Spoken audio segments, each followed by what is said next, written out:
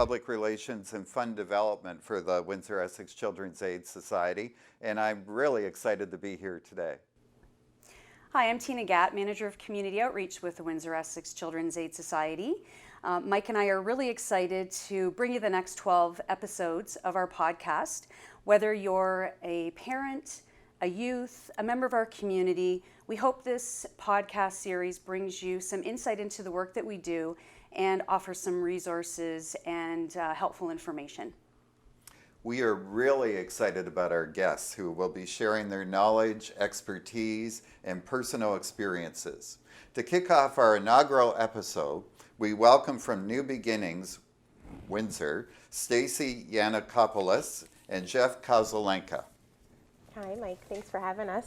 Thanks for being You're here. welcome. Tina. Thanks for Thank being you. here, guys. This is our first time, so Very we're all exciting. going to learn this together. Absolutely. Thanks for having us. So on that note, why don't you tell us what your roles are with New Beginnings?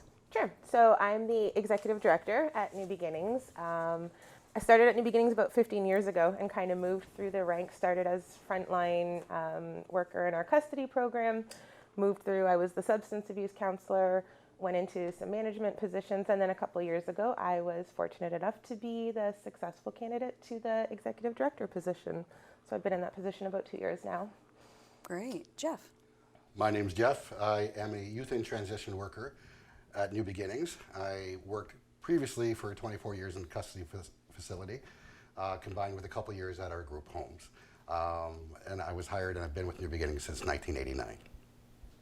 So tell us a bit more about New Beginnings. How long have you been around and what services do you provide? Sure. So we started in 1971. So this is actually our 50th year. Congratulations. Thank you. Yeah, so it's kind of cool that we're doing this year. It's our 50th year. So we started in 1971 as a pilot program for young offenders, and it was run out of St. Leonard's House.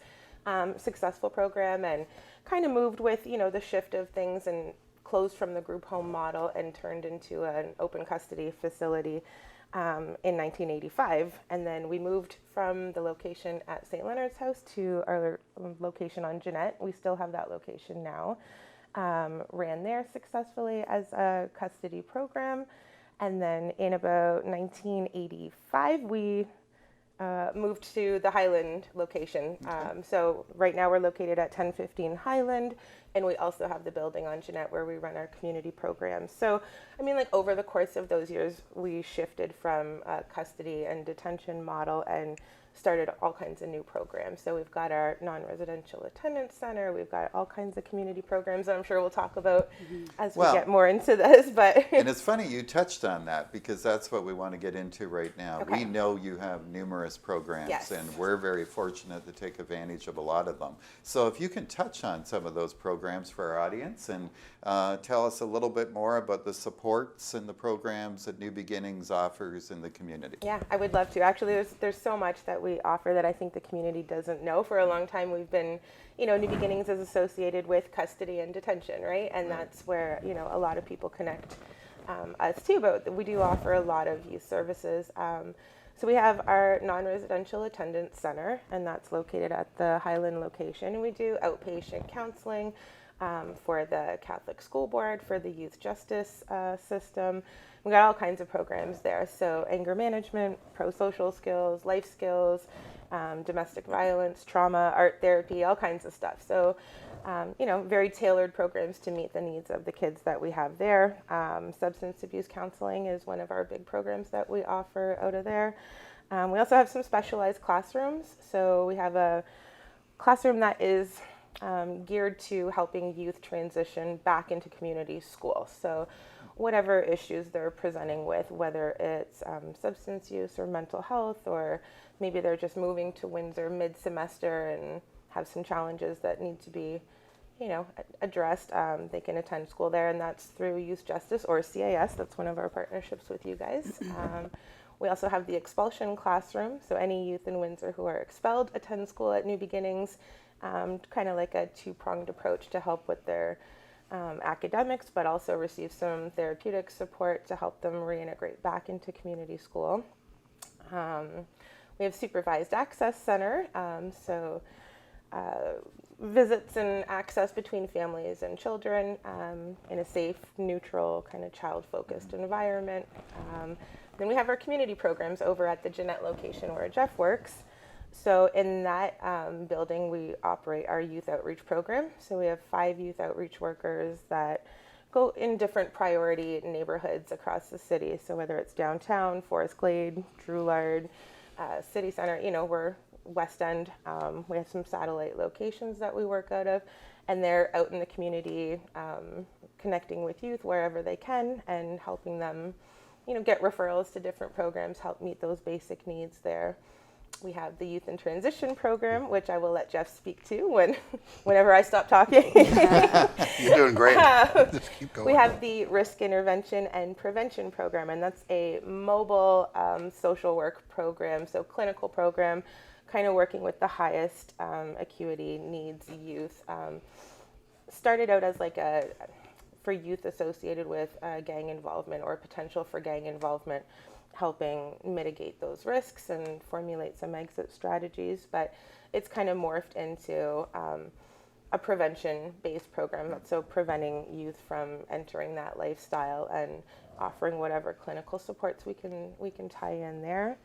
We have a youth employment program. We have a couple youth employment programs actually. So it's pre-employment training and then paid placement training for youth who are looking for employment.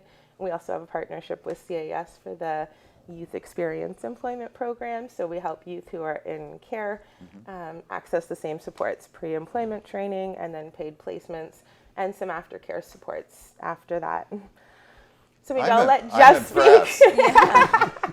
I know you guys do a whole lot, but this is really impressive what you do. Yeah, Thank you. And it's great to hear that you have so many satellite offices and so that you're really meeting youth where they're at in the community and you're bringing service to them because we know that that's so vital for anyone that needs support in our community is to meet them where they're at. Absolutely, and that's kind of what stemmed it. So we have those 2 offices. We have a satellite office at Gino A. Marcus on Drouillard.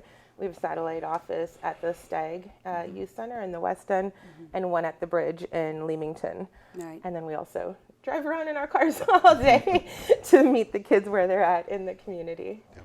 So I'll let Jeff speak to his program if that's okay, because I didn't highlight that. Jeff? Hi. Youth in Transition came about in 2014. At that point, 50 workers were placed across Ontario, and I was lucky enough to be one of them. So we work with kids ideally in the CCSY program, 16 to 24, and bridging and offering supports for those youth once they get out. Our age, like I said, 16 to 24, so we cover all kinds of stuff as simple as grocery shopping to apartments, to getting them back into school, and et cetera, like an umbrella. I work basically cohesively with the CCSY workers here, which has been an excellent experience. We also use the facilities here to do groups like cooking and just basically transition to independence groups that can promote life skills for them to be successful once they reach that age of 18 and beyond.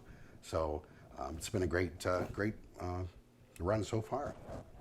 That's great, and it's such an important support that they need because we know that with our own children, we're teaching them how those life skills. And a lot of our youth don't necessarily have that mentorship in their life. And those very basic skill development, banking, how to cook for yourself, how to shop, those are all such important skills. And it's important that we focus on that with our youth to build that capacity in them to be able to go out on their own and live independently for sure. Yeah, and it's given the workers, I'm sure, across our province, the ability to remain consistent in a kid's life, a client's life, consistently until they get old enough. And even still after that, there's the relationship to maintain a hello. A lot of kids are still, from 8 years ago, the kids that we first started working with, they're all 25, 26, they're reaching, but we're never gonna say no to a phone call or for them to stop by and see us. So it's good. It's been really, I've enjoyed it immensely. It's fantastic. Now, we hear a lot these days because of the times we're in especially, and particularly since the pandemic began 19 months ago or so now. But anyhow, there's a lot of challenges, a lot of struggles, and I guess tell us a little bit more about how those struggles impact our youth and maybe what they're dealing with today. There's always been issues, but I think they're compounded by the times we're in. Absolutely, absolutely. And I think we'll continue to see that, right? I think it's a little too early yet to tell how big of an impact it's had, but we've seen significant need, right, for connection, for supports, for anyone to be isolated or, closed off from their supports. It's dangerous, right? And we've seen that increase in need in the youth, whether it's, stress or increased mental health needs or, increased, substance use. There already such a high need for development of positive coping skills with, the populations that we work with. And this has been such a challenging, stressful time for adults, so to see how much it's impacted the kids, from the time when, schools were closed and being expected to adapt and change so quickly to virtual school, having all the positive places, in the community sort of shut down and not accessible to them. And then, I think we had to adapt and change very quickly at our agency too, to continue to be able to meet those needs, whether it was, shifting to be able to implement some virtual services, making sure we were, increasing our social media presence so that youth knew, what we were still offering and how they could connect with, the workers that they have those relationships with. We worked, all throughout the pandemic to make sure we could still offer those supports. So we had to get creative, right? Mm-hmm. And it was dropping off like bags of, food, emergency food bags and stuff at, people's front doors, or putting together hygiene kits and supplies and stuff like that and bringing that to youth houses. When we did art therapy groups, we would, drop off the supplies and the kits at, people's front doors and then do it virtually so they could, go along with us. So, we had to get creative for sure, but I think the most important thing was doing whatever we could to keep them connected and keep that support there. And I think that's, I can only imagine.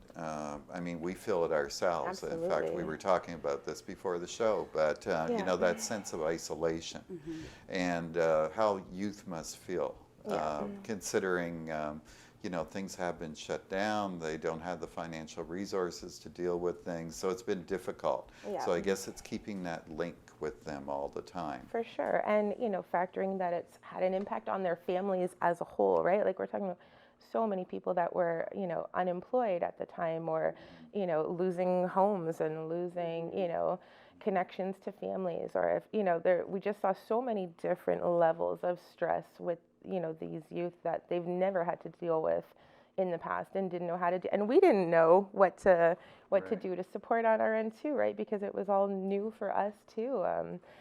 So I think. And you touched on that too, Stacey. We haven't even seen the fallout of this yet, and I think there's going to be a lot of that over a long period of time. Absolutely. So I think it's preparing for that, and again through your programs and what's offered here in the community, that's certainly a great support. Yeah.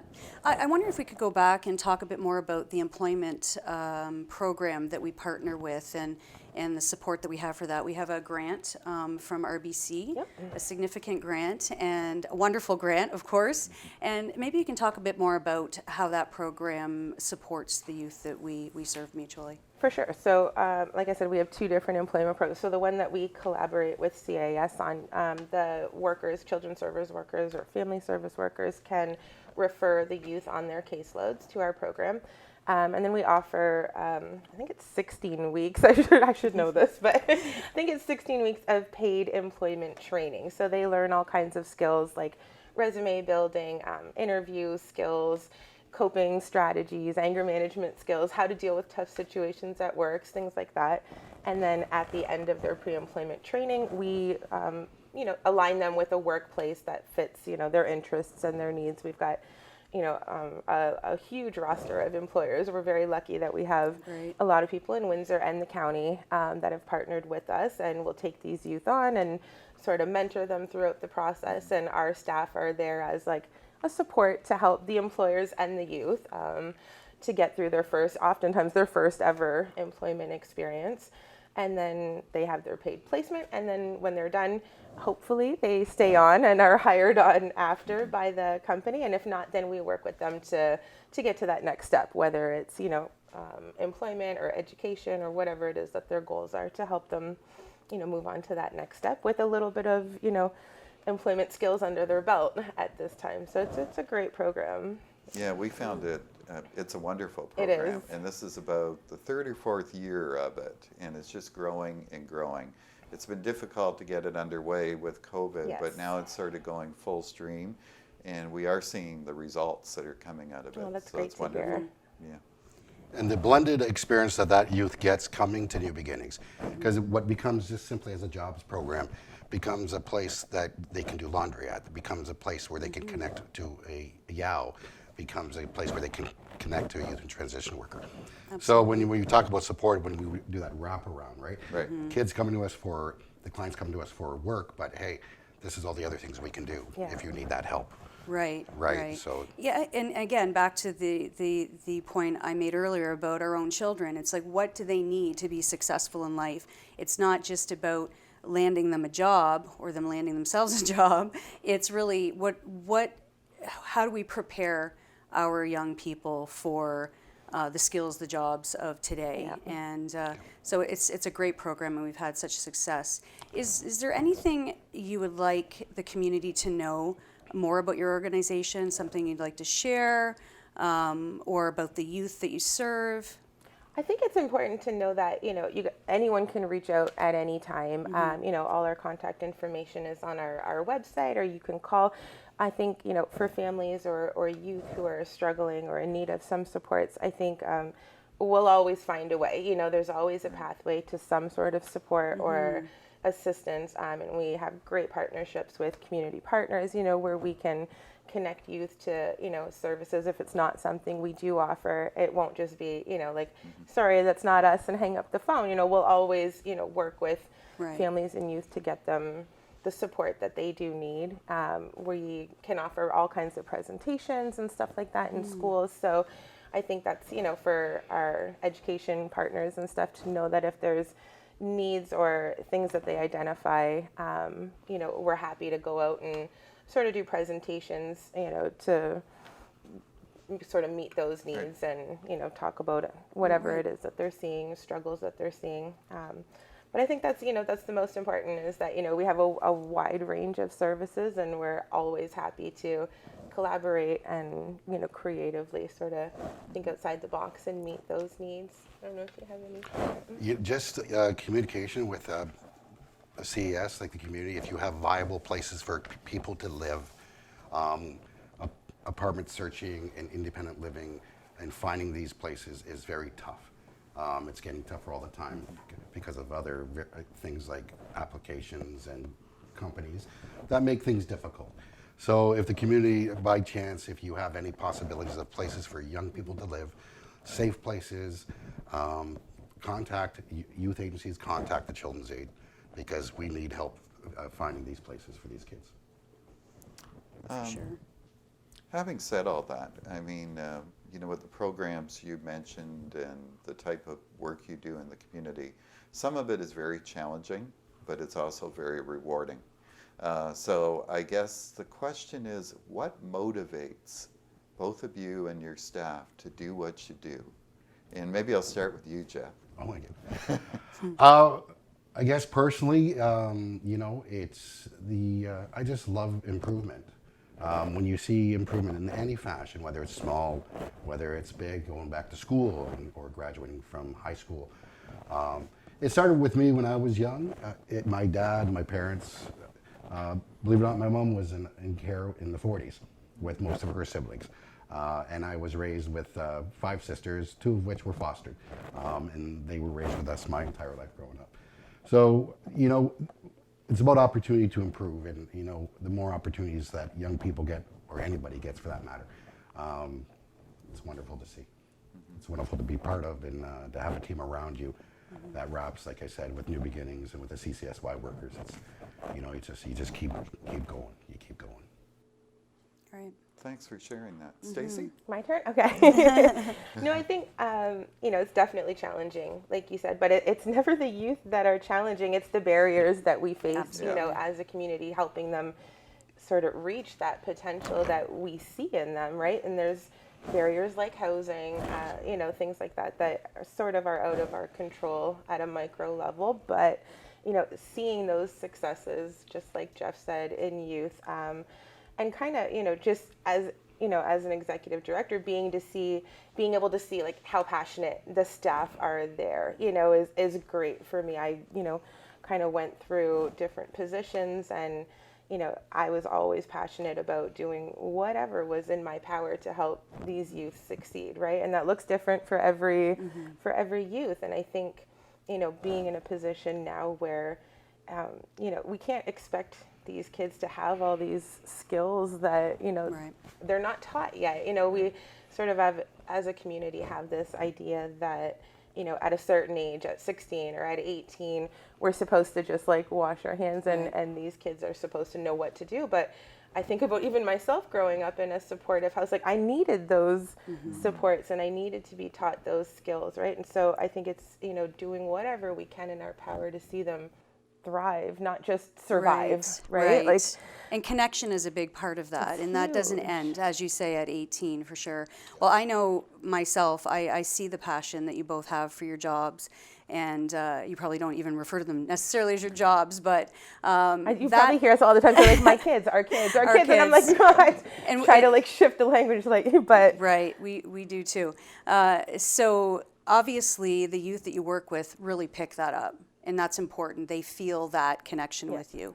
So they do, and I see it with the staff, right? And kind of like Jeff said, we have kids that 10 years after they're finished with it, they're still coming back, and sometimes they're coming back with their own kids, to introduce us to their children or like tell us about what they're doing, or they'll reach out when they hit those milestones, whether they graduate college or get a job, or it's really great to see those connections made with the staff. They're like they really do care, and they put everything they can into helping these youth every day, and that's a great thing to see as a director, right? Absolutely. To know that the staff there have that passion and that drive, and it's and to see that the youth are constantly reaching out and coming back to share their stories with us. So that's to me that's a testament to how strong those relationships are. For sure.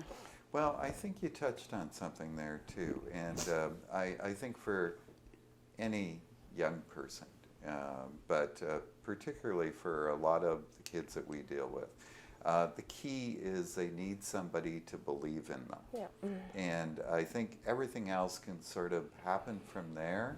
And I think what you're doing over at New Beginnings, that's exactly what you're doing. You're instilling in these kids that the confidence and the ability that you believe that they can be what they want to be or what they can be. And from there, that's where everything else comes. It sounds simple, but I think it's a process, but I think an agency like yours just upholds that. Oh, thank you. It does start simple because, like Tina said, a consistent hello each week, a check-in, how you doing? That just keeps you going, right? And to be consistent, when things are hard to be consistent with during these times, but you just keep going. And they do benefit from it. And sooner or later, you do get the hook in, and they do come in, and then you do say, hey, do you need to go to the children's aid? What do you need to do? And let's go do it. And sometimes that's not an easy process, but you keep walking, no matter how tough that is, that relationship is, regarding if they're trying to shut you down. You just keep going. And consistency is something that they benefit by. Right. And so do I, because I like, when you go to work, you're like, okay, who do we need to check in with? How are they doing? Where are they at? Right. And surprisingly, a lot of my base is doing okay through this thing called COVID. Everybody's doing okay, doing okay. I'd love to see them doing better, but okay is good. I think the important message is if you keep showing up, they'll keep showing up. Yeah. Yeah, and even like I said, even if you're bothering them, it's kind of like I'm gonna keep coming there to make sure you're good. Right. So having said that, I mean, of course, you can't do that alone. So it's partnerships, and it's looking towards our community. And as we all know, we live in a wonderful community, a very caring community, and where people do come together. But if you were to say to our audience, what kind of support would New Beginnings welcome in terms of the community and how they might be able to support the great initiatives you've already spoken to? Sure. So, I mean, on our end, we're always trying to help youth meet their most basic needs, right?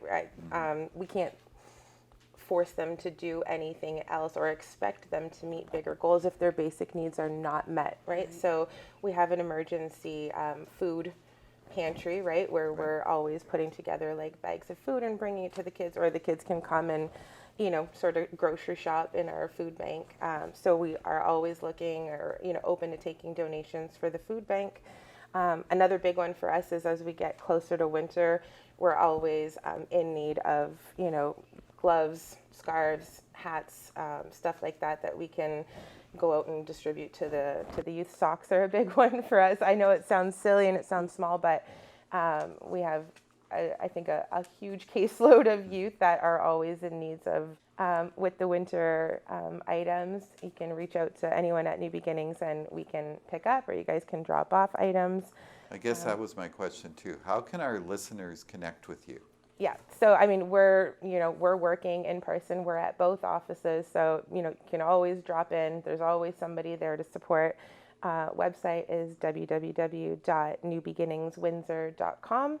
All of the information on our programs are on there, and there's a general email that you can email if it's just questions about how to connect to a program, or what do you guys offer something.